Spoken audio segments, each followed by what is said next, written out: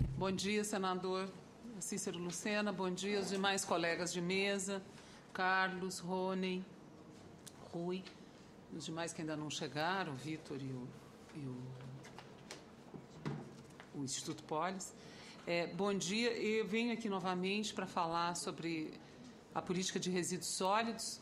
É um prazer vir voltar a essa casa para discutir um assunto tão importante. Vamos dar início à apresentação. 10 minutos, vamos lá. Bom, qualquer ponto que a gente trate dentro da política de resíduos sólidos, é importante ressaltar que a hierarquia das ações de manejo estão presentes. Qualquer ação proposta, qualquer ação necessária, eu preciso pensar em termos de não gerar, reduzir, reutilizar, reciclar, tratar e dispor os rejeitos. Isso é importantíssimo para que nós atendamos a política. As ações relacionadas aos planos, relacionadas à logística reversa e relacionadas principalmente à gestão municipal. Estou sentindo a falta aqui na mesa de representantes dos municípios. Eu acho que seria importante, que cabe a eles discutir a coleta seletiva. Eu sei que eles estiveram presentes na mesa inicial, mas cabe a eles também implantar essa coleta seletiva. Teria sido de bom grado a gente também tê-los aqui. Bom, mas fica para uma próxima etapa. Nós temos algumas audiências ainda pela frente.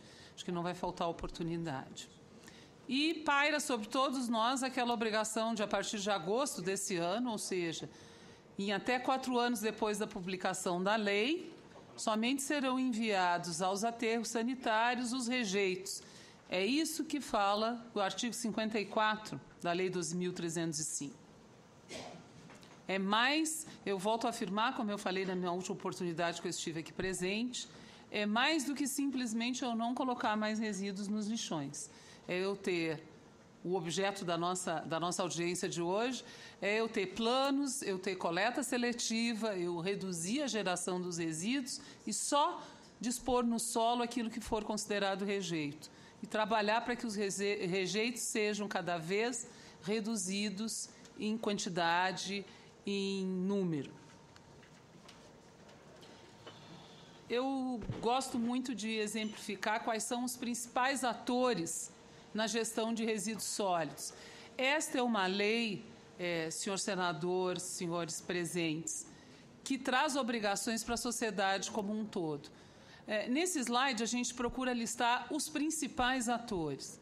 Então, no governo federal, nós temos 2 comitês interministeriais, um comitê orientador para os sistemas de logística reversa, que o Ministério do Meio Ambiente coordena, fazem parte do Ministério da Saúde, o Ministério do Desenvolvimento, Indústria e Comércio, Ministério da Agricultura e Ministério da Fazenda. Um comitê interministerial, de onde participam 10 ministérios e 2 secretarias ligadas à Presidência da República. Por ser uma lei focada no meio ambiente, na redução do impacto que a gestão inadequada gera ao meio ambiente, estados e órgãos estaduais de meio ambiente também fazem parte desses principais atores. As atividades que têm um potencial impacto ao meio ambiente devem necessariamente passar por um licenciamento ambiental, passar pelo controle e a fiscalização dos órgãos que compõem o Sistema Nacional do Meio Ambiente. Também os municípios e as concessionárias de serviços de limpeza urbana fazem parte destas obrigações e dessa discussão, quer seja na sua gestão local dos resíduos, quer seja quando eventualmente fazem parte dos acordos setoriais, da logística reversa. Bom, os catadores, eles fazem parte desde o início. Essa é uma lei que busca a inclusão social e econômica dos catadores de materiais recicláveis. Eles também têm abertura dentro da lei para que eles participem da coleta seletiva municipal e com a previsão de remuneração para isso. E existe também a abertura e a obrigação de que, se eles participarem dos acordos setoriais, deverão ser remunerados para isso. Além disso, a lei trouxe 2 decretos, que é regulamento, eu não vou me estender, acho que meus colegas de mesa vão falar com isso com mais profundidade. trouxe o decreto 7.404, que regulamenta a lei propriamente dita, de uma maneira geral, e o 7.405, que institui o programa Procatador, do qual ele reafirma a continuidade do governo federal na participação do Comitê Interministerial dos Catadores, o CIISC, e o Ministério do Meio Ambiente faz parte, assim como outros ministérios e outros órgãos do governo federal. Fabricantes de equipamentos, de produtos e equipamentos, de peças e produtos de equipamentos, fazem parte da chamada logística reversa, responsáveis que são pelo ciclo de vida do produto, respondem pela responsabilidade compartilhada pelo ciclo de vida do produto. Instituições financeiras, principalmente federais, que fazem parte da política. Universidades, pelo papel que têm no desenvolvimento de produtos, pelo suporte que nos dão quando solicitadas na capacitação, na formação de novos profissionais para atuar na área de gestão adequada de resíduos, as fundações, o Ministério Público e a sociedade em geral. Eu costumo dizer que se o cidadão não fizer o descarte correto, nada vai funcionar na política, nem a coleta seletiva, nem a logística reversa. A responsabilidade compartilhada pelo ciclo de vida do produto, ela lista os agentes que são responsáveis pelo seu cumprimento. Começando pelo meio. Fabricantes, importadores, distribuidores e comerciantes são obrigados a estruturar sistemas de logística reversa e a implantar, dentro da responsabilidade encadeada e compartilhada, como ele funcionará. Municípios e catadores, quando ficou faltando ali naquela... É porque o catador, se ele for, ele será remunerado para tal, assim como o município, né? Tem a sua responsabilidade clara, não existe nenhum obstáculo para que participem dos sistemas de logística reversa, mas se participarem do sistema de logística reversa, serão remunerados para tal. E o consumidor quanto ao descarte adequado. Aí é um conjunto de atribuições, né? O que visa essa responsabilidade compartilhada? O que visa a logística reversa? Minimizar a geração de resíduos, reduzir os impactos à saúde humana e à qualidade ambiental, decorrente de quê? Do ciclo de vida dos produtos.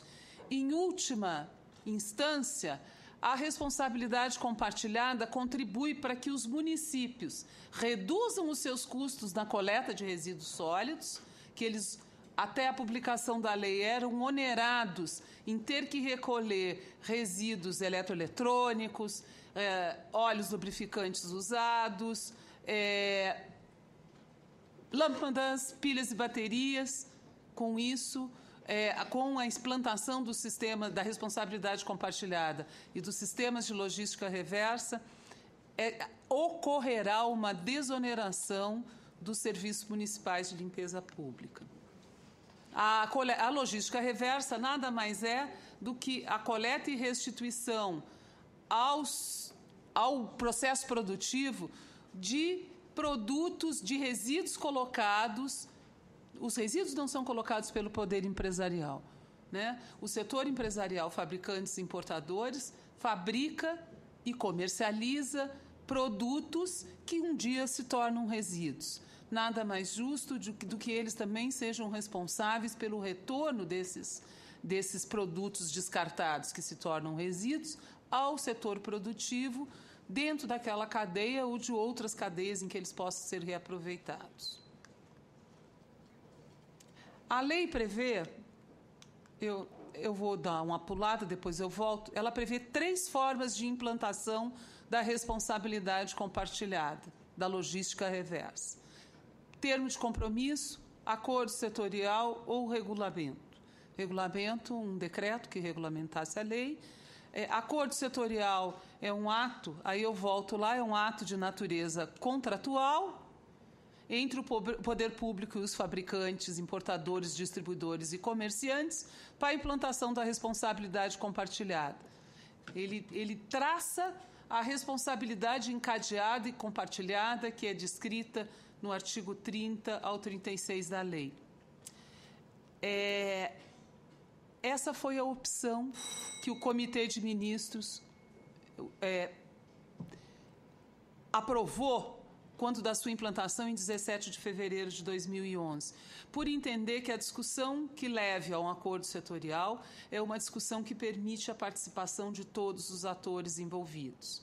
Por isso, nós não optamos por um decreto, que seria um ato unilateral do Executivo, baixando uma regulamentação. A opção foi por um acordo setorial, em que provocasse uma discussão do tema e uma troca de informações. Essas são as cadeias obrigatórias do artigo 33 da lei: pilhas e baterias, pneus, lâmpadas fluorescentes, produtos eletroeletrônicos, agrotóxicos, seus resíduos e embalagens, óleos lubrificantes, seus resíduos e embalagens. Eu vou dar uma pulada e dizer que a lei demorou 21 anos para ser aprovada. Nós tínhamos algumas cadeias que já eram objeto de regulamentação anterior. Eu tenho embalagem de agrotóxico, a Lei 7.802, que regulamenta o registro de agrotóxicos, seus componentes e afins, alterada pela Lei 9974 de 2000, que trata especificamente das embalagens. O decreto 4.074 já traz algum detalhamento de como se deve proceder para garantir o retorno das embalagens. Essa questão evoluiu muito. Hoje a gente tem aí mais de 90% das embalagens disponibilizadas, comercializadas com agrotóxico, retornam e são recicladas e voltam a ser embalagem de agrotóxico, o que é muito positivo dentro dessa cadeia. Óleos lubrificantes já são objeto de regulamentação do CONAMA. Desde 1993, começou com a resolução 09 de 93, hoje a resolução em vigor é a 362 de 2005. Já existe uma cadeia, já existem metas, existe uma portaria interministerial, Ministério do Meio Ambiente, Ministério de Minas e Energia, em que o setor dá cumprimento. A média de recolhimento no país varia entre 25% a 40% do óleo comercializado. Pneus, pilhas e baterias são objeto de resoluções do Conselho Nacional do Meio Ambiente desde 1999. As resoluções atualmente em vigor para pneus a 416 de 2009 e a 401 de 2008. Essas são as 5 cadeias que foram aprovadas em 2011 e que estão em discussão. Embalagens plásticas de óleo lubrificante foi o primeiro acordo setorial assinado, em 19 de dezembro de 2012. Temos a previsão de assinatura de lâmpadas e embalagem em geral no próximo mês de junho, eletroeletrônicos no segundo semestre e medicamentos no início do próximo ano. Medicamentos, o edital foi finalizado no início do mês agora de abril, está em análise. Então, até o final desse ano, mais tardar no início do próximo ano, a gente pode ter um acordo assinado sobre o descarte de medicamentos. Aí eu volto rapidamente, senador, a essas etapas. Construir um acordo setorial não é uma tarefa muito fácil. Essa daí foram os procedimentos, o passo a passo, as etapas que foram utilizadas com base na interpretação da lei e do decreto para se construir os acordos setoriais. Foram instalados grupos técnicos temáticos que trataram de elaborar, de discutir como era a modelagem e governança daquela cadeia. Várias reuniões de trabalho, o medicamentos terminou, o grupo terminou o trabalho ainda no ano passado, foram 2 anos de discussão, medicamentos e eletroeletrônicos. Embalagens de agrotóxico, embalagem de óleo lubrificante, foi basicamente 6 meses, lâmpada foi quase 1 ano, embalagens em geral foi 1 ano e meio, mais ou menos. Tivemos várias reuniões, vários subgrupos discutindo como ia funcionar essa logística reversa. Depois, em paralelo, é elaborado um estudo de viabilidade técnica e econômica que analise a situação dos resíduos e mostre a viabilidade daquela cadeia ser implantada. Esse estudo é aprovado pelo Comitê de Ministros. O Comitê de Ministros aprova o estudo e a minuta de edital de chamamento. É publicado um edital de chamamento O período de publicação varia muito com a cadeia. Óleo lubrificante, embalagem de óleo lubrificante ficou 60 dias, medicamentos ficou 180 dias em consulta. A gente recebe as propostas, analisa dentro do Ministério do Meio Ambiente tecnicamente, e nesta análise nós continuamos negociando alterações no texto proposto, que muitas vezes atende 90% do edital e da lei, falta algum detalhe, e isso é o processo de negociação. Após o fechamento desse texto, o edital vai para consulta pública e o acordo, então, é assinado. Só para finalizar, as decisões todas passam pelo Comitê de Ministros, que está aí simplificado, eu não vou detalhar, eu já falei rapidamente. E esses são os critérios para prioridade de lançamento de editais estabelecidos pelo comitê. Por isso que foram aprovados aquelas cadeias que existiam antes da... Já estou concluindo. Que existiam antes, elas foram deixadas para uma revisão posterior. E é isso que a gente não quer para o Brasil. Não quer que a gente encontre lixos potencialmente perigosos, dispostos e tratados de maneira inadequada. Obrigado, senador, e desculpe aí por ter passado do tempo.